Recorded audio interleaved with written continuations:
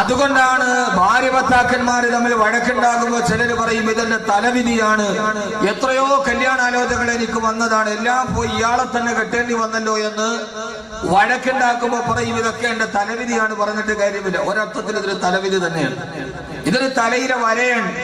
മായ്ക്കാൻ കഴിയാത്ത ഡാവിഞ്ചിയുടെ കോഡ് വാങ്ങിച്ച ലോകശാസ്ത്രത്തിന് വായിക്കാൻ കഴിയാത്ത രഹസ്യത്തിന്റെ ഒരു കോഡാണ്.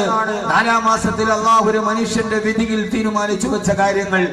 അന്ന് അള്ളാഹു തീരുമാനിച്ച ഭാര്യ ആരാണോ ആ ഭാര്യയെ നിന്റെ ജീവിതത്തിൽ വന്നു ചേരുകയുള്ളൂ.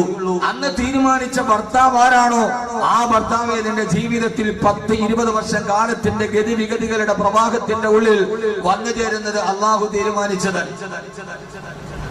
അപ്പോ ഇപ്പോൾ നടക്കുന്ന വിവാഹത്തിന്റെ 2-ാം ഘട്ടമാണ്.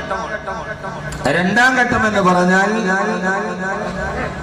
ഈ മാതാവിന്റെയും പിതാവിന്റെയും ഉള്ളിലൂടെ കടന്നു വന്ന കുട്ടി 18 വർഷം ബുദ്ധിയാകുമ്പോ 25 വർഷം ആണിന് ബുദ്ധിയാകുമ്പോ ആ സമയത്ത് അവരുടെ മാതാപിതാക്കൾ തന്റെ മകൾക്ക് ഒരു വരനെയും തന്റെ മകന് ഒരു വധുവിനെയും തരുമ്പോ നാട്ടിൽ ആരെങ്കിലും ഒക്കെ പറഞ്ഞ് 2 കുടുംബങ്ങൾ തമ്മിൽ കൂടിച്ചേർന്ന് അവര് തമ്മിൽ പരസ്പരം സംസാരിച്ച് അവര് തമ്മിൽ ധാരണയിലെത്തി. നമ്മുടെ ഇപ്പോഴത്തെ ഒരു തീരുമാനപ്രകാരം പൊള്ളാച്ചി ചന്തയിൽ പോത്തിന് വെക്കണ മാതിരി പരസ്പരം അങ്ങോട്ടും ഇങ്ങോട്ടും വരന്റെ ഇറച്ചിയുടെ തൂക്കവും വധുവിന്റെ കവിളിന്റെ തടുപ്പും ഒക്കെ വെച്ച് പൊള്ളാച്ചി ചന്തയിലെ പോത്തിന് വിലയിടുന്നത് മാതിരി അങ്ങോട്ടും ഇങ്ങോട്ടും വിലയൊക്കെ ഉറപ്പിച്ച് മാർക്കറ്റിൽ പറ്റിയ കാളയ്ക്ക് അങ്ങനെയാണല്ലോ, നല്ല തൂക്കമുള്ള കാളയ്ക്ക് എത്രയും വില, നല്ല വെലിഞ്ഞു പോയതാണെങ്കിൽ ആരെങ്കിലും ഒക്കെ ഒന്നും കഴിഞ്ഞിട്ട് ആർക്ക് ഇല്ലെങ്കിൽ എടുത്തോണ്ട് പോവുക. അങ്ങനെ മാർക്കറ്റിലെ ഒരുമാതിരി ഏതാണ്ട് ഈ കച്ചവട കമ്പോളവൽക്കരിക്കപ്പെട്ട ലോകത്തെ അങ്ങനെ പരസ്പരം നമ്മൾ പറഞ്ഞുറപ്പിച്ച് ഒരു ഖതീബിന്റെ മുമ്പിൽ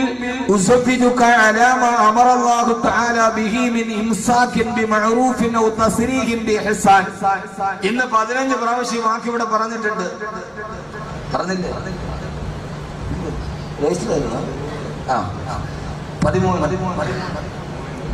13 ഹിന്ദുക്കളാണ്, എന്നാലത് മലയാളത്തിൽ പറഞ്ഞിട്ടുണ്ട്. 3 ഹൈന്ദവ സുഹൃത്തുക്കളായിട്ട് ഇത് പറയാതിരുന്നിട്ടില്ല, അത് മലയാളത്തിൽ പറഞ്ഞിട്ടുണ്ട്. ഹൈന്ദവരുടെ സാധാരണ വിവാഹ കർമ്മം അഗ്നിയെ സാക്ഷിയാക്കി ഭർത്താവിന്റെ ഭാര്യയുടെ തുമ്പിൽ അല്ല ഭർത്താവിന്റെ ഈ വസ്ത്രത്തിന്റെ തുമ്പി പിടിച്ചിട്ട് ഭാര്യ നടക്കണമെന്നാണ്. കല്യാണത്തിന് എങ്ങനെയാ നടക്കണേ? കല്യാണം കഴിഞ്ഞാൽ നേരെ തിരിച്ചിട്ട് അവളുടെ തുമ്പി പിടിച്ച് നമ്മൾ നടക്കേണ്ടി വരും. ഏതായാലും ഈ ഒരൊറ്റ വാക്കിന്റെ അർത്ഥം അറിഞ്ഞാൽ നമ്മുടെ കുടുംബജീവിതം ഭദ്രമായി. ഇൻഷാ അല്ലാഹ് വഴിയെ ഞാൻ ഈ വാക്കിന്റെ അർത്ഥം പറഞ്ഞു തരാം. വേറെ ഒരു വാതിലേക്കണ്ട. നിക്കാഹ് നടക്കുമ്പോ ഭാര്യയുടെ പിതാവിന്റെ കയ്യിൽ പിടിച്ചിട്ട് അറബി ഭാഷയിൽ പറയുന്ന ഈ ഒറ്റ വാക്കിന്റെ من إمساك بمعروف أو تصريح بإحسان زوجتك وأنكحتك بنت فاطمة بمهر كذا وكذا എന്ന് പറയുന്ന ആ വാക്കിന്റെ അർത്ഥമറിഞ്ഞാൽ ഒരു ഭർത്താവും ഭാര്യയെ പിന്നെ വഴക്ക് പറയില്ല. ഇൻഷാ അല്ലാഹ് അത് ഞാൻ പിന്നീട് പറയാം. ഇത് വിവാഹത്തിന്റെ 2-ാം ഘട്ടമാണ്. നിക്കാഹ് നടക്കുന്നത് വിവാഹത്തിന്റെ 2-ാം ഘട്ടമാണ്. പിന്നീട് വധുവിന്റെ വീട് വിട്ട് വാപ്പയെ വിട്ട് ഉമ്മയെ വിട്ട് തന്റെ ഭർത്താവിന്റെ കയ്യിൽ പിടിച്ച് അവളെ ജീവിതത്തിലോട്ട് കടന്നു പോകുമ്പോൾ പിന്നെ അവർക്ക് മക്കളായി മക്കളുടെ മക്കളായി. ഇത് വൈവാഹിക ജീവിതത്തിന്റെ 2-ാം ഘട്ടമാണ്. 3-ാം ഘട്ടമോ ഇവിടെ നിന്നാണ് നമുക്ക് നമ്മുടെ വിഷയം തുടങ്ങാനുള്ളത്. യഥാർത്ഥത്തിൽ വിവാഹ ജീവിതം ഈ ഭൂമിയുടെ മണൽത്തരിയോടുകൂടി അവസാനിക്കാനുള്ളതല്ല. പള്ളിക്കാട്ടിലേക്ക് ഭർത്താവ് മണ്ണിനടിയിലേക്ക് ലയിച്ചു ചേർന്നാൽ ഭാര്യ വിധവയായാൽ പിന്നെ തീരെ ചാടി മരിക്കുവാനല്ല. അള്ളാഹുവിന്റെ ഖുർആൻ പറഞ്ഞത് പ്രതീക്ഷയോടെ ഭാര്യയോട് കാത്തിരിക്കാനാണ്. ഭാര്യ ആരടി മണ്ണിന്റെ ഉള്ളിലേക്ക് ലയിച്ചു ചേർന്നാൽ ഭർത്താവിനോട് പറഞ്ഞത് പ്രതീക്ഷയോടെ കാത്തിരിക്കുക. കാരണം വൈവാഹിക ജീവിതത്തിന് 3-ാമതൊരു ഘട്ടമുണ്ട്. ആ ഘട്ടമാണ് അവരും അവരുടെ ഭാര്യമാരും നാളെ സ്വർഗലോകത്ത് സ്വർണ്ണ നൂലുകൾ കൊണ്ട് നെയ്തുണ്ടാക്കപ്പെട്ട സ്വർണ്ണക്കട്ടിലിൽ അവര് ചാരിയിരുന്ന് കാലങ്ങളില്ലാത്ത മരണമില്ലാത്ത രോഗമില്ലാത്ത കടമില്ലാത്ത പ്രയാസമില്ലാത്ത ആദികളില്ലാത്ത വ്യാധികളില്ലാത്ത വ്യതകളില്ലാത്ത ശ്രദ്ധകളില്ലാത്ത പരാതിയില്ലാത്ത പരിമിതിയില്ലാത്ത പരിദേവനമില്ലാത്ത പരിതാപമില്ലാത്ത വൈക്ലഭ്യമില്ലാത്ത കണ്ണുനീരില്ലാത്ത സങ്കടമില്ലാത്ത ദുഃഖമില്ലാത്ത പ്രയാസങ്ങളില്ലാത്ത പിണക്കങ്ങളില്ലാത്ത ഇണക്കങ്ങളില്ലാത്ത, വഴക്കില്ലാത്ത, വക്കാണമില്ലാത്ത, കുശുമ്പില്ലാത്ത, കുശുകുശുപ്പില്ലാത്ത, കുന്നായ്മയില്ലാത്ത, കുതന്ത്രങ്ങളില്ലാത്ത, ചതിയില്ലാത്ത, വഞ്ചനയില്ലാത്തൊരു ജീവിതമുണ്ട്. ആ ജീവിതത്തിലേക്കാണ് നിങ്ങളുടെ വിവാഹത്തിന്റെ 3-ാം ഘട്ടം കടന്നു പോവുക. ആ 3-ാം ഘട്ടത്തിലെ വൈവാഹിക ജീവിതത്തിനു വേണ്ടി ഈ ഭൂമിയിൽ കടവും രോഗവും ഏൽപ്പിച്ച കണ്ണുനീരുകൾക്ക് പകരം നാളെ ഇതൊന്നുമില്ലാതെ ജീവിതത്തിൽ സുഖമറിയാത്ത, ജീവിതത്തിന്റെ രസമറിയാത്തവർക്ക് അള്ളാഹു പറയുക, സന്തോഷത്തോടെ ജീവിച്ചാൽ നാളെ നിങ്ങൾക്ക് കാലാകാലം 60 വർഷമല്ല 70 വർഷത്തെ പരിമിതികളില്ല. യാതൊരുവിധ ഖാലിദീന ഫീഹാ അബദാ, യാതൊരുവിധ പരിധികളില്ലാത്ത, കാലാകാലത്തോളം അസ്രായീൽ നിങ്ങളെ തേടി വരാത്ത, നിങ്ങൾ പേടിയോടെ കാത്തിരിക്കുന്ന മരണത്തിന്റെ മാലാഖമാർ നിങ്ങളെ ആരും പിടിച്ചുകൊണ്ട് പോകാതിരിക്കാൻ കാവല് നിൽക്കുന്ന ആ ഒരു ലോകത്തേക്ക് നിങ്ങളുടെ വിവാഹത്തിന്റെ 3-ാം ഘട്ടം കടന്നു പോകും. ആ 3-ാം ഘട്ടം കടന്നു പോകുമ്പോ നാളെ സ്വർഗത്തിന്റെ ഏറ്റവും പ്രധാനപ്പെട്ട മാളിക, നാളെ സ്വർഗത്തിലെ ഏറ്റവും നല്ല മാളിക, ഏറ്റവും വാതിലുകളുള്ള എല്ലാ വാതിലുകളുടെയും മലക്കുകൾ കടന്നു വന്ന് സലാമുൻ അലൈക്കും, അസ്സലാമു അലൈക്കും, അസ്സലാമു അലൈക്കും എന്ന് അള്ളാഹുവിന്റെ മലക്കുകൾ ഓരോ വാതിലൂടെയും കടന്നു വന്ന് സലാം പറയുന്ന വീടുകളുണ്ട് അവിടെ.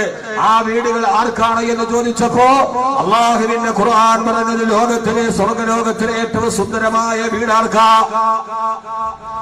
അള്ളാഹുവിന്റെ ഖുർആൻ പറയാണ്, നാളെ സ്വർഗത്തിൽ ചെല്ലുമ്പോ ആ സ്വർഗത്തിലെ ഏറ്റവും മനോഹരമായ ഭവനം അല്ലാഹു കൊടുക്കുന്നതാർക്കാ? ഓ വല്ലദീന യസിലൂന മാ അമറല്ലാഹു ബിഹി അയ്യൂസല വയഖശൂന റബ്ബഹും വയഖാഫൂന സൂഅൽ ഹിസാബ്. ഇത് അഹ്മദ് കബീർ എവിടെ നിന്നെങ്കിലും പറയുന്നതല്ല. 15 ജീവിതത്തിലേക്ക് കടന്നുപോയ ദമ്പതികളുടെ ഈ ലോകത്ത് വെച്ചുകൊണ്ട് ആദ്യമായി 4-ാം വാർഷികത്തിലെ ഹസരത്ത് ആയിഷ സത്യദൂതരുടെ സഹധർമ്മിണി എന്ന റബീന്റെ പൊന്നമ്പിളി തിങ്കൾക്കല ഇപ്പോൾ വിട പറഞ്ഞു പോകാൻ മനസ്സ് കാണിക്കാതെ മുത്തുനബിയുടെ സലാത്ത് കേട്ട് നാണം കുണുങ്ങി പടിഞ്ഞാറൻ ചക്രവാളത്തിൽ വീണ്ടും തിരിച്ചു വരാൻ കാതോത്തു നിൽക്കുന്ന ഈ റബീന്റെ പൊന്നമ്പിളി ദിവസങ്ങള് ഒരിക്കൽ കൂടി നാം ഓർക്കുകയാ. നാളെ പരലോകത്ത് അല്ലാഹു നൽകുന്ന, നാളെ സ്വർഗത്തിലെ ഏറ്റവും മനോഹരമായ വീട് അല്ലാഹു നൽകുന്നതാർക്കാ? അത് തഹജ്ജുദ് നിസ്കരിച്ചവന് മാത്രമല്ല, അത് സദഖ കൊടുത്തവന് മാത്രമല്ല, അതെല്ലാ വർഷവും കഅബാലയത്തിൽ പോയി മുത്തി മണത്തി വന്നവന് മാത്രമല്ല. അല്ലാഹുവിന്റെ ഖുർആൻ ബന്ധങ്ങളുടെ പവിത്രത പറയുകയാ. വല്ലദീന യസിലൂന മാ അമറല്ലാഹു ബിഹി അയ്യൂസലാ. അല്ലാഹു കൂട്ടിച്ചേർക്കാൻ പറഞ്ഞ ബന്ധങ്ങളെ വിട്ടുപോകാതെ കൂട്ടിച്ചേർക്കുന്നവന് അടിവരയിട്ട് പഠിക്കണേ. ആർക്കാണ് ഈ സുന്ദര ഭവനം എന്നറിയോ? വല്ലദീന യസിലൂന മാ അമറല്ലാഹു അയ്യൂസലാ. അല്ലാഹു കൂട്ടിച്ചേർത്ത് പിടിക്കാൻ പറഞ്ഞ ബന്ധങ്ങളെ വിട്ടുപോകാതെ, അകന്നു പോകാതെ ആര് കൂട്ടിച്ചേർത്ത് പിടിക്കുന്നുവോ അവനാണ് നാളെ അല്ലാഹു നൽകുന്നത്. ഉലൈക ലഹും ഉഖ്ബദ്ദാർ. അവനാണ് നാളെ പരലോകത്തിലെ ഏറ്റവും മനോഹരമായ ഭവനം അല്ലാഹു നൽകുക. കൂട്ടിച്ചേർക്കാൻ പറഞ്ഞ ബന്ധങ്ങളെ ഏതാണ്? കൂട്ടിച്ചേർക്കാൻ പറഞ്ഞ ബന്ധങ്ങളേടാ? അവിടെ മുഫസ്സിരീങ്ങളെ രേഖപ്പെടുത്തുന്നുണ്ട്. പള്ളിയിലെ ഖത്തീബ് നിന്റെ വാതിന്റെ കൈ പിടിച്ചിട്ട് നിന്റെ ഭാര്യയുടെ പിതാവിന്റെ കൈ പിടിച്ച് കൂട്ടിച്ചേർത്ത് വെച്ചിട്ട് ഇവിടെ വെച്ച് നിന്നെ ഞാൻ ഒന്നാക്കി തരികയാണ്, ഇനി വിട്ടു പോകരുത്, പരസ്പരം അകന്നു പോകരുത്, അവളെ നീ കരയിക്കരുത് എന്ന് പറഞ്ഞിട്ട് അല്ലാഹു കൂട്ടിച്ചേർത്ത് തന്ന ബന്ധം അത് ഭാര്യ ഭർത്താക്കന്മാരുടെ ബന്ധമാണ്. ഭാര്യ ഭർത്തൃ ബന്ധമെന്ന ജീവിതത്തിന് ഏതോ ഒരു മേഖലയിൽ വെച്ച് കൂടിച്ചേരുന്ന ആ ബന്ധത്തെ പിന്നീട് വിട്ടുപോകാതെ അവസാനം വരെ കൂട്ടിച്ചേർത്ത് പിടിച്ചവർ അവരകന്നു പോയിട്ടില്ല, അവര് പിണങ്ങി മാറിയിട്ടില്ല, അവര് പരസ്പരം വൈരാഗ്യത്തോടെ മാറിക്കടന്നിട്ടില്ല. കുടുംബ ബന്ധത്തിന്റെ പവിത്രത അറിയാൻ ആരാണ് ഭാര്യ, ആരാണ് ഭർത്താവ് എന്നറിയാൻ അല്ലാഹുവിന്റെ ഖുർആൻ പറയുന്ന നാളെ പരലോകത്ത് സ്വർഗത്തിലെ ഏറ്റവും വലിയ ഭവനം നൽകുന്നതാർക്കാ? ജന്നാത്തു അദ്നിൻ യദ്ഖുലൂനഹാ വമൻ സ്വലഹ മിൻ ആബാഇഹിം വഅസ്വാദിഹിം വദുരിയാതിഹിം വൽമലായികതു യദ്ഖുലൂന അലൈഹിം മിൻ കുല്ലി ബാബ്. ഇതൊന്നും വെറുതെയല്ല, സൂറത്ത് ഹൂദ് പാരായണം ചെയ്യുക. ജന്നാത്തു അദ്നിൻ യദ്ഖുലൂനഹാ, അവർക്ക് അല്ലാഹു നാളെ ഭവനം കൊടുക്കുന്നത് ജന്നാത്തു അദിനിന് ഏദൻ തോട്ടത്തിലാണ് അവരുടെ ഭവനമുള്ളത്. അവിടെ ആരൊക്കെയാ? അവിടെ നമ്മുടെ മാതാപിതാക്കളുണ്ട്, ഭാര്യ ഭർത്താക്കന്മാരുണ്ട്, അവരുടെ മക്കളുമുണ്ട്. അവരാ സ്വർഗത്തിന്റെ ഏദൻ തോട്ടത്തിലെ ഭവനത്തിലിരിക്കുമ്പോ വൽമലായികതു യദ്ഖുലൂന അലൈഹിം മിൻ കുല്ലി ബാബ്. ഓരോ വാതിലിലൂടെ മലക്കുകളെ കടന്നു വന്നിട്ട് പറയൂ, സ്വർഗത്തിന്റെ എത്ര വാതിലുകളാ, സ്വർഗത്തിന് എത്രയോ വാതിലുകളാണുള്ളത്, എണ്ണിയാലൊടുങ്ങാത്ത വാതിലുകൾ. ആ വാതിലുകളോട് വാനലോകത്തെ മലക്കുകൾ വന്നിട്ട് ഭാര്യ ഭർത്താക്കന്മാരിരിക്കുന്ന ഏദൻ തോട്ടത്തിന്റെ ജന്നാത്തു അദീനിന് ഏദൻ തോട്ടത്തിൽ സുന്ദരി പെണ്ണിന്റെ കാലിൽ കിടക്കുന്ന വെള്ളിക്കൊലുസ് പോലെ അരുവികളെ തടണ്ടല്ലാത്തതുകൊണ്ട് ആ വീട്ടിലിരിക്കുന്ന ഭാര്യ ഭർത്താക്കന്മാരോട് ഓരോ വാതിലൂടെയും മലക്കുകൾ വന്നിട്ട് പറയുമത്രേ, സലാമുൻ അലൈക്കും, അസ്സലാമു അലൈക്കും, അസ്സലാമു അലൈക്കും, നിങ്ങൾക്ക് സമാധാനം ഉണ്ടാവട്ടെ, അല്ലാഹു നിങ്ങൾക്ക് ശാന്തി നൽകട്ടെ. സലാമുൻ അലൈക്കും ബിമാ സബർതും ഫനിഅമ ഉഖ്ബദ്ദാർ. എന്നെ കേൾക്കാനെത്തിയ പ്രിയപ്പെട്ട സഹോദരങ്ങളോട് സഹോദരിമാരോട് അല്ലാഹുവിന്റെ ഖുർആൻ പറയുകയാ, നാളെ സ്വർഗലോകത്തിരിക്കുന്ന ഭാര്യ ഭർത്താക്കന്മാരോട് മലക്കുകൾ വന്നിട്ട് സലാം പറഞ്ഞിട്ട് പറയുമത്രേ, സലാമുൻ അലൈക്കും, അല്ലാഹു നിങ്ങൾക്ക് സമാധാനം നൽകട്ടെ, ബിമാ സബർതും, നിങ്ങൾ ക്ഷമിച്ചതിന് പകരമായി. എന്നിട്ട് അല്ലാഹു പറയുകയാ, ഫനിഅമ ഉഖ്ബദ്ദാർ, ഈ സ്വർഗത്തിലെ ഏറ്റവും നല്ല വീട് നിങ്ങളുടെ വീട് തന്നെ. അല്ലാഹു ഇത് കേൾക്കാൻ തൗഫീഖ് നൽകട്ടെ. ആമീൻ പറ മനുഷ്യന്മാരെ, അല്ലാഹു ഇത് കേൾക്കാൻ തൗഫീഖ് നൽകട്ടെ. സ്വർഗത്തിന്റെ ഏറ്റവും നല്ല വീട്ടിലിരിക്കുക. അവിടെ ആരൊക്കെയുണ്ട്? വമൻ സലഹ മിൻ ആബായിഹിം. ഇതാണ് ഇസ്ലാമിന്റെ സങ്കല്പം. സങ്കല്പമല്ല, യാഥാർത്ഥ്യം. വിവാഹം ആസ്വദിക്കേണ്ടത് സ്വർഗത്തിന്. ഇവിടെ ആസ്വദിക്കലൊന്നും നടക്കില്ല. കാരണം ഇത് പച്ച ഭൂമിയാണ്. ഇവിടെ ജീവിതം പരീക്ഷണമാണ്. ഇതിന്റെ സുഖം ആസ്വദിക്കേണ്ടത് യഥാർത്ഥത്തിൽ ഇതെന്ന് പറയുന്നത് മനുഷ്യൻ ദുഃഖത്തിൽ നിന്നാണ് സിദ്ധിച്ചത്. ദുഃഖത്തിന്റെ ഭൂമിയാണ് ദുനിയാവ്. ഇവിടെ ആർക്കും വിവാഹ ജീവിത സന്തോഷത്തോടെ അനുഭവിക്കാൻ കഴിയില്ല. അങ്ങനെ ആർക്കെങ്കിലും കഴിഞ്ഞാൽ അവർ വലിയ ഭാഗ്യവുമാരാണ്. ഇവിടെ ഇണക്കവും പിണക്കമൊക്കെ ആയിട്ട് പോവും. പക്ഷേ യഥാർത്ഥത്തിൽ സ്വർഗത്തിന്റെ സ്വർണ്ണക്കട്ടിലിരിക്കുക.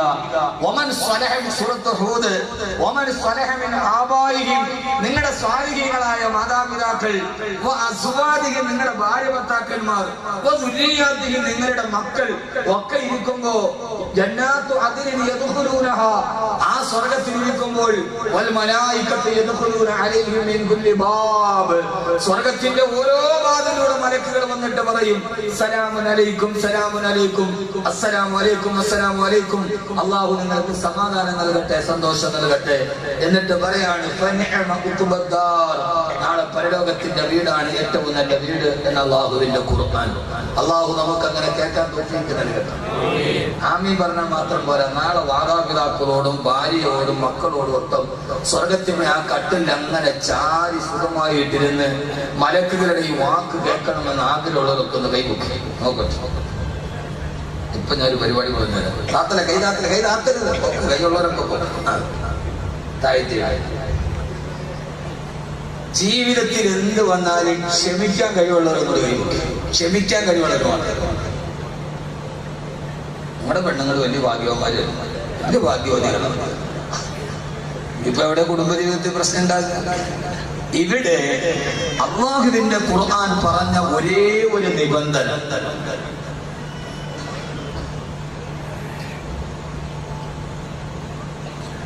അല്ലാഹുവിന്റെ ഖുർആൻ പറഞ്ഞ വളരെ പ്രധാനപ്പെട്ട ഒരു നിബന്ധന, നാളെ നിങ്ങൾക്ക് ഇങ്ങനെ സ്വർഗത്തിൽ ഇരിക്കണമെങ്കിൽ മലക്കുകൾ പറയുന്ന ഒരു വാക്കുണ്ട്, സലാമുൻ അലൈക്കും ബിമാ സബർതും, നിങ്ങൾ ക്ഷമിച്ചതിന് പകരമായി അല്ലാഹു നിങ്ങൾക്ക് നൽകുന്ന ഭവനമാണ്.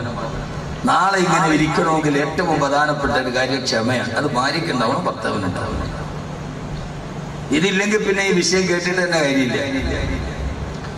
ഏത് സമയത്തും ക്ഷമയുണ്ടാവണം.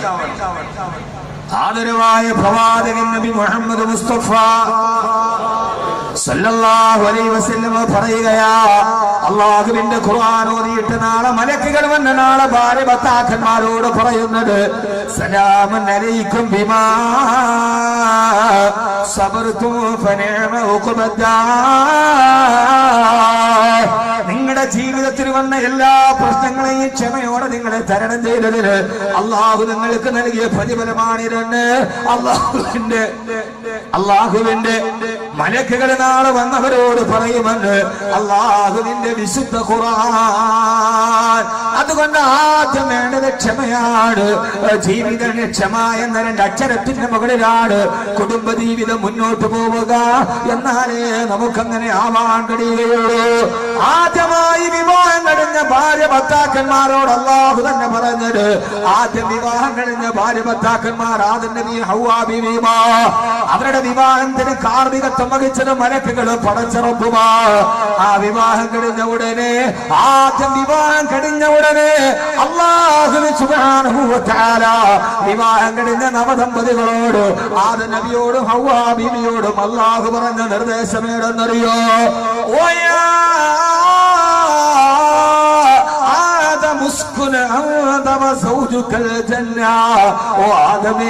നിന്റെ ഭാര്യയുടെ കൈ പിടിച്ചിട്ട് നീ പോയി സ്വർഗത്തിന് താമസിച്ചു കൊള്ളുക.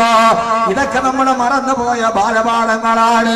കല്യാണം കഴിഞ്ഞ ഭാര്യയും ഭർത്താവും പിന്നെ താമസിക്കേണ്ടത് സ്വർഗത്തിലാണെന്ന് അള്ളാഹു തന്നെ ആദ്യം പറയുമ്പോ, ഭാര്യ ഭർത്താക്കന്മാർ പിന്നീട് താമസിക്കേണ്ടത് സ്വർഗത്തിലാ.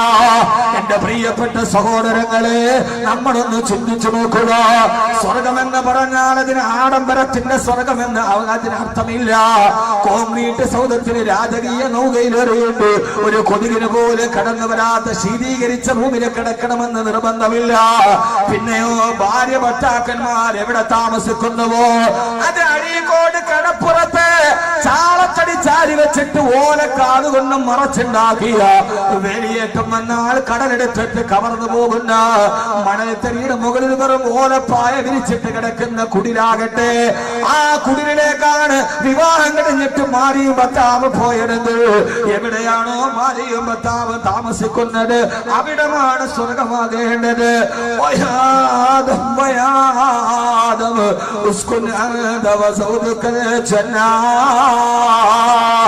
ആദമേ, നിന്റെ ഭാര്യയോടൊത്ത് സ്വർഗത്തിൽ താമസിക്കുക. എവിടെയാണോ ഭാര്യ ഭർത്താക്കന്മാര് താമസിക്കുന്നത് അവിടമാണ് സ്വർഗമായി മാറേണ്ടത്. അതിന് 2 നില ബാലിക വേണ്ട മോനെ. അതിന് ഏറ്റവും വലിയ ജൈനാനന്തരമായൊരു പൂന്തോട്ടം വേണ്ട മോളെ. ദുബൈയിലെ പാംജമേറ ബീച്ചിൽ കടലിന്റെ അടിത്തട്ടില് ഗ്ലാസ് കൊണ്ട് ബെഡ്റൂം ഉണ്ടാക്കി. ആ ബെഡ്റൂമിന്റെ ഉള്ളിൽ മറുഭാഗത്ത് കത്തിക്കളിക്കുന്ന ഡോൾഫിനുകളെ കണ്ടുകൊണ്ട് മധുവിധു ആഘോഷിച്ച ആളുകളാണ് ഹോളിവുഡിന്റെ നടി ആഞ്ചലീന ജോളി. പാംജമേറ ബീച്ചിൽ ഡോൾഫിനുകളെ കണ്ടിട്ട് മധുവിധു ആഘോഷിച്ച ബെഡ്റൂമിന്റെ ഉടമക്ക് 9 ദിവസത്തിനപ്പുറം അവരുടെ കല്യാണ ജീവിതം മുമ്പോട്ട് പോയില്ല. അവരെ താമസിച്ചത് ഭൂമിയിലെ സ്വർഗത്തിലാണ്. പക്ഷേ അവർക്ക് കൊണ്ടുപോകാൻ കഴിഞ്ഞിട്ടില്ല. ഇന്ത്യ രാജ്യത്തിന്റെ അറബിക്കടലിന്റെയും ബംഗാൾ ഉൾക്കടലിന്റെയും മറുഭാഗത്ത് കിടക്കുന്ന വിദേശ രാഷ്ട്രങ്ങളെ തന്റെ അനുഗ്രഹീതമായ നാവിന്റെ വൈദഗ്ധ്യം കൊണ്ട് ഇന്ത്യ രാജ്യത്തിലേക്ക് അടുപ്പിച്ച ആളാ ഇന്ത്യയുടെ മുൻ വിദേശകാര്യ സഹമന്ത്രി ശ്രീ ശശി തരൂർ. പക്ഷേ ഐക്യരാഷ്ട്രസഭയിൽ പ്രസംഗിച്ചിട്ട് കയ്യടി നേടിയ തന്റെ നാവിന്റെ നാക്കുവക്തി കൊണ്ട് അദ്ദേഹമാണ് വലിയ പ്രസംഗം നടത്തിയത്. ഈ കഴിഞ്ഞ വർഷം ബ്രിട്ടനിൽ ചെന്നിട്ട് അവരുടെ മുഖത്ത് നോക്കിയിട്ട് നിങ്ങളുടെ സ്വാതന്ത്ര്യം വലിച്ചെടുത്തവരാണ് നിങ്ങളെന്ന് നേരെ നോക്കി പറഞ്ഞ ഒരു നാവിന്റെ ഉടമയാണ് അദ്ദേഹം. അദ്ദേഹം അത്രയേറെ വലിയ പ്രസംഗം നടത്തിയിട്ട് ഇന്ത്യയുടെ അപ്പുറത്ത് കിടന്ന വിദേശ രാഷ്ട്രങ്ങള് ഇന്ത്യയിലേക്ക് അടുപ്പിക്കാൻ കിടന്ന മനുഷ്യനാ. പക്ഷേ തൊട്ടടുത്ത് കിടക്കുന്ന ഭാര്യയുടെ ഹൃദയത്തെ തന്നിലേക്ക് അടുപ്പിക്കാൻ കഴിയാതെ വന്നപ്പോ ആ മനുഷ്യന്റെ ഭാര്യ ആത്മഹത്യ ചെയ്യേണ്ടി വന്നുവെങ്കിൽ എന്റെ പ്രിയപ്പെട്ട ചെറുപ്പക്കാരാ, എന്റെ പ്രിയപ്പെട്ട പെങ്ങള്, ഭാര്യ ഭർത്താക്കന്മാര് ജീവിക്കുന്ന സ്വർഗമാക്കി മാറ്റണം. അതുകൊണ്ടല്ലോ. പക്ഷേ ഞാൻ നിങ്ങളോട് കഥ പറഞ്ഞു തരാം. 8 മുഴം നീളമുള്ള 10 മുഴം വീതിയുള്ള ആകാശത്ത് മഴ പെയ്താൽ അത് ഈത്തപ്പന മരത്തിന്റെ ഓലകൾക്കിടയിലൂടെ തടം തല്ലിയാ തൊടുകയ. ഗൃഹനാഥന്റെ ധാരിരോമങ്ങളിലൂടെ താടോത്തൊടുകയ. താഴെ കിടക്കാൻ ഒരു വിരിപ്പ് പോലും ഇല്ലാതിരുന്ന് ഈത്തപ്പന മരത്തിന്റെ ഓല വിരിച്ചിട്ട് അതിന്റെ മുകളിൽ കെട്ടിപ്പിടിച്ച് കിടന്നുറങ്ങിയ ഒരു പാവപ്പെട്ട ഭാര്യഭർത്താക്കന്മാർ ഒരു നേരത്തെ ഭക്ഷണം പോലെ കഴിക്കാനില്ലാതെ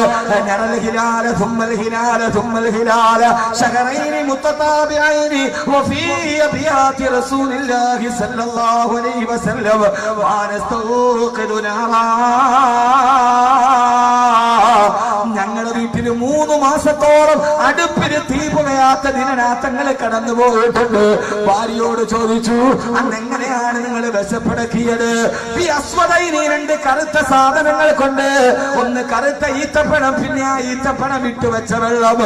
ഈത്തപ്പഴം ഇട്ടുവെച്ച വെള്ളം കുടിച്ച് 3 മാസത്തോളം പട്ടിണി മാറ്റിയ ഭാര്യ ഭർത്താക്കന്മാർ. ഭർത്താവ് മരിക്കുമ്പോ ഭാര്യക്ക് 18 വയസ്സാണ് പ്രായം. ഭർത്താവ് മരിക്കുമ്പോ ഭാര്യക്ക് 18 വയസ്സാണ് പ്രായം.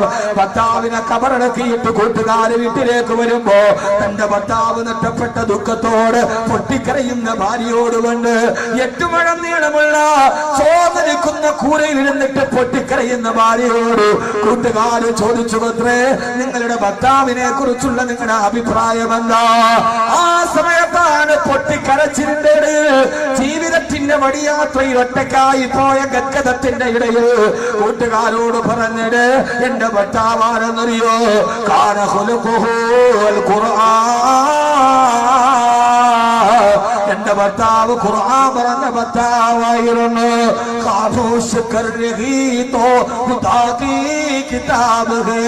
മഗർ ബോൽ രഹി തോ റിസാലത്ത് കാമാബ് ഹേ. എന്റെ ഭർത്താവ് ഖുർആൻ പറഞ്ഞ ഭർത്താവായിരുന്നെന്ന് പറഞ്ഞു. ആരാ പറഞ്ഞതെന്നറിയോ? ആ പറഞ്ഞ ആളാണ് ഹസ്രത്ത് ആയിഷ. ഹസ്രത്ത് ആയിഷ റളിയല്ലാഹു തആല അൻഹ, സത്യദൂതരുടെ സഹധർമ്മിണി. ജീവിതം സ്വർഗമാക്കാൻ മണിമാളിക വേണ്ട, സ്വർണ്ണം കണ്ടാഭരണമായിട്ട് അടിയണ്ട, 3 നേരം ഭക്ഷണം കഴിക്കണ്ട, എന്നാലും ജീവിതം സ്വർഗമാണെന്ന് പഠിപ്പിച്ചു കൊടുക്കാൻ ആധുനിക ലോകത്തിന്റെ വനിതയുടെ റോൾ മോഡലായി വന്ന ലോകത്തിന്റെ മുത്ത് ആയിഷത്ത് സിദ്ദീഖ റളിയല്ലാഹു തആല അൻഹ. ആയിഷ റളിയല്ലാഹു തആല അൻഹ മറുപടി മറുപടിയാണ്, ഭാര്യയും ഭർത്താവും കല്യാണം കഴിഞ്ഞാൽ താമസിക്കുന്നത് എവിടെയാണോ അവിടെ സ്വർഗമാണ്. അല്ല സ്വർഗത്തിൽ പോയി താമസിക്കാനും പറ്റൂലല്ലോ. നിന്റെ ഭാര്യയുമായി പോയി സ്വർഗത്തിൽ താമസിച്ചോ? അപ്പൊ ഭാര്യ ഭർത്താവ് താമസിക്കുന്നവണോ സ്വർഗമാക്കാൻ കഴിയണം. അള്ളാഹു നമ്മളങ്ങനെ ആക്കി തരട്ടെ. ആർക്കും ഒരു പ്രതീക്ഷയില്ല, ആമീൻ പോലും പറയണില്ല. ഇനിയിപ്പോ ഈ നരകം, ഇത്രയും നാള് നരകമായത് ഇനിയിപ്പോ സ്വർഗമാകാൻ എന്റെ വഴിയൊക്കെ ഞാൻ പറഞ്ഞാൽ അള്ളാഹു എന്റെ നിങ്ങളെ എങ്ങനെ ആക്കി തരട്ടെ. ആമീൻ പറ മനുഷ്യന്മാരെ, ആമീൻ കൊണ്ടെങ്കിൽ അവളുടെ മനസ്സ് മാറിയാലോ. അള്ളാഹു നമ്മളെ അങ്ങനെ ആക്കി തരട്ടെ. അതുകൊണ്ട് സ്വർഗമാകണം. ആരാ? ശശി തരൂർ, എന്റെ അടുത്ത സുഹൃത്ത, നമ്മുടെ MP ആണ്, തിരുവനന്തപുരത്ത് MP ആണ്, റിയാസ്മലയുടെ ഒക്കെ MP അല്ലേ, നമ്മുടെ MP അല്ലേ?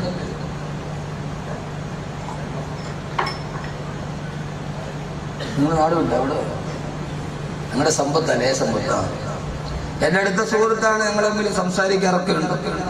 പക്ഷെ എന്നാലും വിദേശ രാഷ്ട്രങ്ങളെ ഇന്ത്യയിലോട്ട് അടുപ്പിച്ചാർക്ക് തൊട്ടടുത്ത് നിന്ന് ഭാര്യയുടെ ഹൃദയം അടുപ്പിക്കാൻ കഴിഞ്ഞില്ല.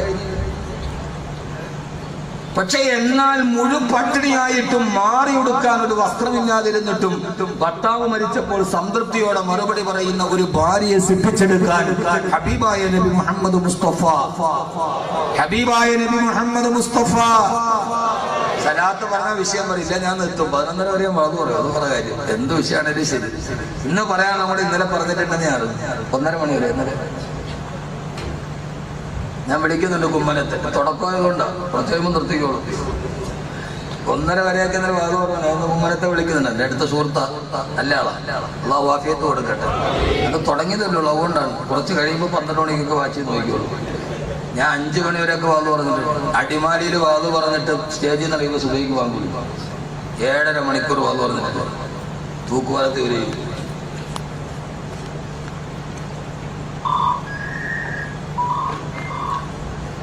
അള്ളാഹു നമ്മളെ സ്വീകരിക്കുമാറാകട്ടെ. ആദരവായ പ്രവാചകൻ നബി മുഹമ്മദ് മുസ്തഫ സല്ലല്ലാഹു അലൈഹി വസല്ലമ ജീവിതം എന്ന് പറഞ്ഞാൽ അതിനെന്ത് ചെയ്യണം? രണ്ടു പേരും വിചാരിച്ചാലേ ജീവിതം അങ്ങനെയാവും. ഭാര്യയും വിചാരിക്കണം, ഭർത്താവും വിചാരിക്കണം. അതുകൊണ്ടാണ് അല്ലാഹു സുബ്ഹാനഹു വ തആല ഭാര്യ ഭർത്താക്കന്മാർക്ക് സ്വർഗത്തിൽ കിട്ടുന്ന പ്രതിഫലത്തെ കുറിച്ച് പറഞ്ഞപ്പോ ബിമാ സബർതും, നിങ്ങൾ ഈ ജീവിതത്തിൽ ക്ഷമിച്ചതിന് പകരമായി ക്ഷമിക്കാൻ കഴിയണം. അതിന്റെ ആദ്യത്തെ പാഠം ഞാനൊന്ന് ചോദിക്കട്ടെ. ആദരവായ റസൂലുള്ളാഹി സ്വല്ലല്ലാഹു അലൈഹി വസല്ലം, ആദരവായ റസൂലുള്ളാഹി, നമ്മുടെ നബീനൊക്കെ കഴിഞ്ഞു. അടുത്ത റബീലെ ഒരു 12 നമുക്ക് സലാത്ത് ഇടണമെന്ന് തോന്നുന്നു. ആദരവായ പ്രവാചകൻ നബി മുഹമ്മദ് മുസ്തഫ സല്ലല്ലാഹു അലൈഹി വസല്ലമ, ഇവിടെ ജീവിതം ഒരു ഡിഫറൻസിയേഷന്റെ തത്വശാസ്ത്രമാണ്. ഇവിടെ ഒരു മാനസിക വശമുണ്ട്. ഇപ്പൊ നിങ്ങളൊന്ന് ആലോചിച്ച് നോക്ക്, നമ്മൾ നല്ല ടെൻഷനിൽ പോവാ, നല്ല ടെൻഷനാണ് നമ്മൾ. കല്യാണമൊക്കെ കഴിഞ്ഞ് 2 മക്കളെയൊക്കെ പ്രസവിച്ചു കഴിയുമ്പോ സ്വാഭാവികമായിട്ട് ആദ്യകാലത്തൊക്കെ കല്യാണം കഴിഞ്ഞാൽ നല്ല സ്നേഹമാണ്, ഭയങ്കര സ്നേഹമാണ്. ആദ്യത്തെ ദിവസമൊക്കെ കണ്ടാൽ നമുക്ക് ബസ്സിൽ കയറുമ്പോ അറിയാം. ചില പ്രൈവറ്റ് ബസ്സിലൊക്കെ കയറിയാൽ, ട്രാൻസ്പോർട്ട് ബസ്സിൽ കയറിയാൽ ഭാര്യയും ഭർത്താവും കൂടെ കയറി ഒരു സീറ്റുമേ 2 പേരും ഇരിക്കും. പിന്നെ അവര് കൈയിന്റെ ഇടയിൽ കൂടെ കൈയൊക്കെ ഇട്ടിട്ട് 2 പേരും കൂടെ ഇങ്ങനെ മുഖമൊക്കെ ചേർത്ത് വെച്ചിട്ട് വർത്താനം പറയണ കേട്ടോ, ഇവർ 2 പേരും മാത്രമേ ബസ്സിയുള്ളൂ എന്ന് തോന്നുന്നു. അത്രയ്ക്ക് കൊഞ്ചലും കോടയലും. അവരൊരു പ്രൈവറ്റ് ബസ്സിലാണോ ട്രാൻസ്പോർട്ട് ബസ്സിലാണോ അവർ തോന്നുന്നു. അപ്പോഴേ മനസ്സിലായിക്കോണം കല്യാണം കഴിഞ്ഞിട്ട് 3 മാസമായിട്ടുള്ളൂ. ഒരു വർഷം 6 മാസം കഴിഞ്ഞാൽ അപ്പൊ അറിയാം. ബസ്സിൽ കയറുമ്പോ ഭർത്താവ് പറയും, നീ മുമ്പിൽ ഇരുന്നോ, ഞാൻ ബാക്കിയിരുന്നു. അപ്പൊ മനസ്സിലായിക്കോണം 6 മാസമായി. പിന്നെ കുറെ കഴിയുമ്പോ ഭാര്യ ചോദിക്കുക കല്യാണത്തിന് വേണ്ടേ, ഭർത്താവ് പറയും, നീ 9 മണിയുടെ ബസ്സിൽ പൊക്കോ, ഞാൻ 10 മണിക്ക് പുറകെ വന്നേക്കാം. അപ്പൊ മനസ്സിലായിക്കോണം 1 വർഷമായി. ആദ്യകാലത്തൊക്കെ ഭയങ്കര അടുപ്പാണ്. കുറെ കഴിഞ്ഞാൽ സാധാരണ പെണ്ണുങ്ങൾക്ക് പറയാനുള്ള പ്രധാനപ്പെട്ട പരാതി, ആദ്യം ഇങ്ങനെ ആയിരുന്നില്ല, 2 പ്രസവമൊക്കെ കഴിഞ്ഞു, എന്റെ സൗന്ദര്യമൊക്കെ പോയി, ഇതിപ്പോ നെയ്യെടുത്ത പെരുമ്പാമ്പിന്റെ മാതിരിയായി. ഇപ്പൊ അവക്ക് അദ്ദേഹത്തിനോട് എന്നോട് ഒരു സ്നേഹവും ഇല്ല. ഈ പെരുമ്പാമ്പിനെ നെയ്യെടുത്താൽ കണ്ടൂടെ, പിന്നെ വലിപ്പൊന്നും ഉണ്ടാവില്ല. പിന്നെ അതിങ്ങനെ ഒട്ടിപ്പിടിച്ച് ഒരുമാതിരി തൂങ്ങിക്കിടക്കും, ടോയിലോ കോഴിയുമായി. അപ്പൊ ഇടയ്ക്കിടയ്ക്ക് ഭാര്യ ചോദിക്കും, ആദ്യ പ്രശ്നം കുടുംബജീവിതത്തിന്റെ പ്രശ്നം ഉണ്ടാണ് അവിടെ. അപ്പൊ ഇടയ്ക്ക് നമ്മൾ നല്ല തിരക്കി വരുമ്പോ, എന്നാ ഈ പെണ്ണ് മനസ്സിലാക്കേണ്ട, ഭർത്താവിൽ തിരക്കണ്ട്, നമ്മൾ ആ സമയത്ത് പോവരുത്. നല്ല തിരക്കിലോ ടെൻഷനിലോ മൊബൈലിൽ ഫോൺ വന്നിട്ടുണ്ടാവും, കാശ് കൊടുക്കാതെ വിളിച്ചായിരിക്കും. ആ ടെൻഷനിലേക്ക് പെണ്ണ് വയ്യ വന്നിട്ട്, നിങ്ങൾക്ക് ഇപ്പൊ എന്നോട് എത്ര സ്നേഹമുണ്ട്, നിങ്ങൾക്ക് എന്നോട് ഇപ്പൊ പഴയ സ്നേഹമൊന്നുമില്ല, ഇപ്പൊ എത്ര സ്നേഹം നിങ്ങൾക്ക് എന്നോട്. പാണ്ടാരുടെ തന്നെ സ്നേഹം വളർത്താനുള്ള മനുഷ്യൻ കായ് കൊടുക്കാതിന്റെ കിടന്ന് നേടുക. ആ സമയത്ത് നീ സ്നേഹം വളർത്താൻ പറഞ്ഞു. നമ്മൾ ആ സമയത്ത് എന്ത് ചെയ്യും? ആ സമയത്ത് നമ്മൾ ഈർഷ്യം. ഇതാണ് ബിമാ സബർത്തും. ക്ഷമയുള്ളവർ എഴുന്നേറ്റിക്കാൻ പറഞ്ഞില്ല, കൈവെക്കാൻ പറഞ്ഞതാണ്. ഞാൻ കൂടുതലായിട്ട് വിശദീകരിച്ച് പറയണില്ല. ഈ സമയത്ത് അപ്പൊ തന്നെ ആ പെണ്ണിന്റെ ഹൃദയത്തിൽ ഒരു മുറിവുണ്ടാവും. പഴയതുപോലെ എല്ലാ കാര്യം കൈവിട്ടുപോയി. ഇയാൾക്ക് വേറെ ഏതോ ചായക്കട പറ്റുന്നത് നമുക്ക് അപ്പഴേ നോക്കണം. ആദരവായ പ്രവാചകൻ നബി മുഹമ്മദ് മുസ്തഫ സല്ലല്ലാഹു അലൈഹി വസല്ലം ഒരു ദിവസം വരവേ ആയിഷ റളിയല്ലാഹു തആല ചോദിച്ചു, യാ റസൂലല്ലാഹ്, ഹബീബായ മുത്തിന്റെയും ആയിഷ ബീവിയുടെയും ജീവിതത്തിന്റെ പ്രധാനപ്പെട്ട നമ്മുടെ ജീവിതത്തിൽ പ്രയോജനം ചെയ്യുന്ന ചില കാര്യങ്ങൾ മാത്രം എടുത്തു തിരിക്കുകയാണ് സമയത്തിന്റെ പരിമിതി കൊണ്ട്. ആയിഷ റളിയല്ലാഹു തആല ചോദിച്ചു, യാ റസൂലല്ലാഹ്, അങ്ങയുടെ ഭാര്യമാര് അങ്ങേക്ക് ഏറ്റവും സ്നേഹമാരോടാണ് നബിയെ? തന്റെ ജീവിതത്തിന്റെ പ്രയാസത്തിന്റെ നൈരന്തര്യമായ ജീവിത പ്രയത്നങ്ങളുടെ ഇടയിലൂടെ നടക്കവേ കിളിക്കൊഞ്ചലോട് ഭാര്യ ചോദിക്കുകയാണ്, യാ റസൂലല്ലാഹ്, അങ്ങയുടെ ഭാര്യമാരിൽ അങ്ങേക്ക് ഏറ്റവും സ്നേഹമാരോടാണ് നബിയെ? ഉടനെ തന്നെ ലോകത്തിന്റെ നേതാവിന്റെ മറുപടി വന്നു, ആയിഷ, ലക്കി നിന്നോടാണ് മോളെ, എനിക്ക് ഏറ്റവും ഇഷ്ടം നിന്നോടാണ് ആയിഷ, നിന്നോടല്ലാതെ പിന്നെ ആരോടാണ് എനിക്ക് സ്നേഹമുള്ളത്. സ്ത്രീയിൽ സമാധാനം വന്നില്ല. ഉടനെ ആയിഷ ബീവി റളിയല്ലാഹു അൻഹ ചോദിച്ചു, ഇതാണ് പെണ്ണിന്റെ സ്വഭാവം. പെണ്ണിന്റെ സ്വഭാവം തിരിച്ചറിഞ്ഞവനാണ് യഥാർത്ഥ പുരുഷന്. അവൻ അഭ്യസ്ത വിദ്യയിൽ എതിരാളിയെ മലത്തിയടിച്ചവനല്ല. തന്റെ കൂടെ കിടക്കുന്ന ഭാര്യയുടെ സ്വഭാവത്തെ തിരിച്ചറിയാൻ കഴിഞ്ഞവനാണ്. ഏറ്റവും വലിയ പോരാളി എന്ന് വിശ്വസിക്കുന്നവനാണ് ഞാൻ. ഉടനെ ചോദ്യം വന്നു, യാ റസൂലല്ലാഹ്, അങ്ങക്ക് ധാരാളം ശിഷ്യന്മാരുണ്ടല്ലോ നബിയേ, പുരുഷന്മാരിൽ അങ്ങക്ക് ഏറ്റവും ഇഷ്ടമാരോടാണ്? യാ റസൂലല്ലാഹ്, ഹബീബായ റസൂലുള്ളാഹി ഉടനെ മറുപടി പറഞ്ഞു, ആയിഷ, അബൂക്കി നിന്റെ വാപ്പയോട്, അബൂക്കി നിന്റെ വാപ്പയോട്, നിന്റെ വാപ്പയായ അബൂബക്കർ റളിയല്ലാഹു അൻഹുവിനോടാണ് എനിക്ക് ഏറ്റവും ഇഷ്ടം ആയിഷ റളിയല്ലാഹു അൻഹാ. ഇത് പറഞ്ഞപ്പോ ചെറുഭിത്തിരിയോട് തന്റെ ഹബീബിൽ നിന്ന് തന്റെ ഭർത്താവിന്റെ ചാരത്തേക്ക് ചേർന്ന് നിന്നു ആയിഷ റളിയല്ലാഹു തആല അൻഹാ. ഹബീബായ നബി തങ്ങൾ മറുപടി പറഞ്ഞു, ആയിഷ നിന്നോട്. അപ്പൊ ചോദിച്ചു, പുരുഷന്മാരിൽ ആരോട്? എന്റെ വാപ്പയോട്, എന്റെ അമ്മൂസങ്ങാക്കായോട്. ഇവിടെ നിന്ന് വന്ന ഭാര്യയുടെ വാപ്പാക്കെന്ന് വന്ന അമ്മായി അച്ഛൻ. അയ്യേ, രണ്ട് കെട്ടൊരു പോലും വിളിയാണുള്ളത്. അമ്മായി അല്ല, അച്ഛനും അല്ല, രണ്ടും അല്ല. എന്തേലും ആട്ടെ, മാന്യമായത് വിളിക്കും. ആ അമ്മായിയപ്പൻ പറയും. ഇവിടെ ആയിഷ റളിയല്ലാഹു തആല ചോദിച്ചു, നബിയെ ആരോടാണ് സ്നേഹം? ഹബീബായ നബി സല്ലല്ലാഹു അലൈഹി വസല്ലം മാറിക്കോടെ ഇരിക്കുമ്പോൾ അത് പറയാൻ സമയമില്ല. നിന്നോടാണ്. ഇടയ്ക്കിടയ്ക്ക് ഭാര്യ മോനെ ജീവിതം ഒന്നുമില്ല. ഇപ്പൊ നിങ്ങള് ഇതിനകത്ത് പഞ്ചായത്ത് പ്രസിഡന്റ് ഉണ്ടാവും, പഞ്ചായത്ത് മെമ്പർ ഉണ്ടാവും, പള്ളിക്കല ഖത്തീബ് ഉണ്ടാവും, വാക്കബി ഉണ്ടാവും. ഇപ്പൊ അതൊക്കെ വിടണം. ഇപ്പൊ നമ്മള് ഭർത്താവാണ്. ഈ വാതിലേക്ക് ഞാൻ പഞ്ചായത്ത് പ്രസിഡന്റ് ആണ്, ഞാൻ വാക്കബിയാന്ന് പറഞ്ഞാൽ അവിടെ നടക്കും, ഇവിടെ നടക്കൂല. വാതില് പറയാ എന്റെ ദുആയ്ക്ക് ഇജാബത്തുണ്ടെന്ന്. വീട്ടിൽ പറഞ്ഞ നിങ്ങളുടെ ദുആയ്ക്കല്ല ഇജാബത്ത് വേണ്ടത്, ഞാൻ വിളിക്കുമ്പോൾ നിങ്ങൾ എനിക്ക് ഇജാബത്ത് തരണമെന്ന് പറയും. ആ സമയത്ത് യഥാർത്ഥത്തിൽ ഒരു കൊച്ചുകുട്ടിയെ പോലെയാണ്. ഭാര്യ ചോദിക്കാണ്, നിങ്ങൾക്ക് ഇപ്പൊ എന്നോട് സ്നേഹമുണ്ടാ? ഒണ്ടുമുത്തേ, നിന്നോടല്ലാതെ പിന്നെ ആരോടാ എനിക്കിപ്പോ സ്നേഹമുള്ളത്? നീ എന്താ ഇങ്ങനെ ചോദിക്കണോ? പറഞ്ഞ എന്താ മടക്ക്? എന്താണ് നിങ്ങൾക്ക് മുടക്കെന്താ ഉള്ളത്? ഖൗലുൻ മഅറൂഫുൻ ഖൈറുൻ മിൻ സദഖത്തിൻ യത്ബഉഹാ അദാ. ആ സമയത്ത് ഭാര്യയുടെ ഹൃദയത്തിന് നിന്റെ വാക്കൊരു സമാധാനം കൊടുക്കുമെങ്കിൽ എന്തിനാ നീ പറയുന്നത്? ഞാൻ ഈ ഓട്ടത്തിന്റെ ഇടയിലൊക്കെ ഒന്ന് പതിപോലെ പറയാൻ മറന്നുപോയി എന്നല്ലേ ഉള്ളൂ. അതുകൊണ്ട് നീ ഇവനോട് തന്നെ എന്നൊന്ന് പറയുന്നതിന് എന്താ മുടക്ക്? ഇത് നമ്മുടെ താൻ പോലും നമ്മളെ ഇതിനെ സമ്മതിക്കൂല. എങ്ങാനും നമ്മൾ അവളുടെ മുമ്പിൽ ചെറുതായി പോയാലോ? ഇല്ല, അവള് നന്നായിട്ട് നമ്മളോട് ഇണങ്ങും. ഉടനെ ചോദ്യം വന്നു, നബിയെ ആരോടാണ് നബിയെ പുരുഷന്മാരുടെ ഇഷ്ടം? അബൂക്കി നിന്റെ വാപ്പാനോട്, എന്റെ അമ്മോസങ്ങാക്കാനോട്. അപ്പൊ പിന്നെ പെരുത്തിട്ടുമായി അവളുടെ വാപ്പായെ കുറിച്ച് പറയുമ്പോ ഇടയ്ക്ക് തന്റെ പ്രിയപ്പെട്ട ഭാര്യയുടെ പിതാവ്, ആ പിതാവിനോട് നമുക്ക് കടപ്പാടില്ലേ? ആരാ ഭാര്യയുടെ പിതാവാരാ?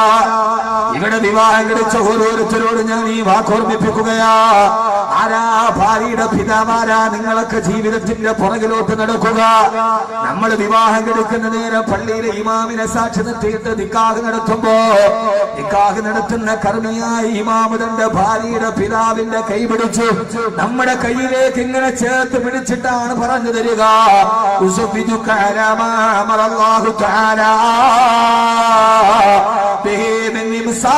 بمعروف أو تسريح بإحسان.